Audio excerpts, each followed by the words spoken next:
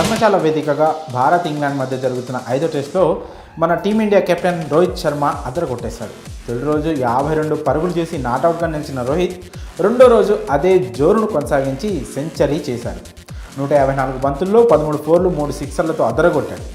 ఈ క్రమంలోనే Rohit Sharma England star pacer Mark వుడ్పై బదులు తీర్చుకున్నాడు.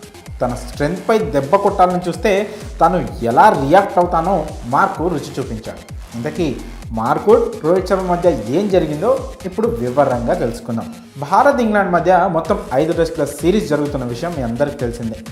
ఈ సిరీస్లో భాగంగానే రాజ్కోట్ వేదికగా 2 జట్ల మధ్య 3వ టెస్ట్ జరిగింది. ఈ టెస్ట్లో కూడా రోహిత్ శర్మ తొలి ఇన్నింగ్స్లో సెంచరీతో చెలరేగాడు. కానీ ఇంగ్లాండ్ పేసర్ మార్క్ వుడ్ బౌన్సర్లు షార్ట్ బాల్స్ వేస్తూ రోహిత్ను కాస్త ఇబ్బంది పెట్టాడు. ఈ క్రమంలోనే మరింత స్పీడ్ పెంచి రోహిత్ శర్మ ఫేస్ను టార్గెట్ చేసుకుని మార్క్ వుడ్ షార్ట్ బాల్స్ సంధించాడు. నిజానికి రోహిత్ శర్మకు ఈ షార్ట్ బాల్స్ వేస్తే పండగనే చెప్పాలి. ఎంత అద్భుతంగా వాటిని ఫుల్ షాట్ ఆడి 4లు 6లకు తరలిస్తాడో మనందరికీ తెలిసిందే. కానీ మార్క్ వేస్తున్న పేస్ బౌన్స్ ఎక్కువగా ఉండడంతో ఓ బాల్ వేగంగా దూసుకొచ్చి రోహిత్ హెల్మెట్కు ముందు భాగంలో తాకింది.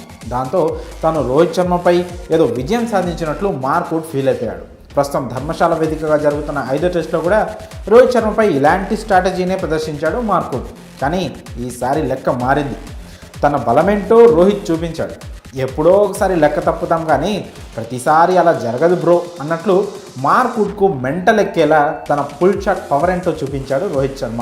గంటకు ఏకంగా 151.2 కిలోమీటర్ల వేగంతో ఫేస్ పైకి దూసుకొస్తున్న బంతిని రోహిత్ శర్మ అంతే వేగంగా ఫైన్ లెగ్ మీదుగా భారీ 6 బాదాడు. దీంతో తనను ప్రతిసారి షార్ట్ డెలివరీస్ వేసి బౌన్సర్లు వేసి అడ్డుకోలేవని మార్క్ వుడ్కు రోహిత్ స్పష్టం చేశాడు. ఈ వీడియో ప్రస్తుతం సోషల్ మీడియాలో వైరల్ అవుతోంది.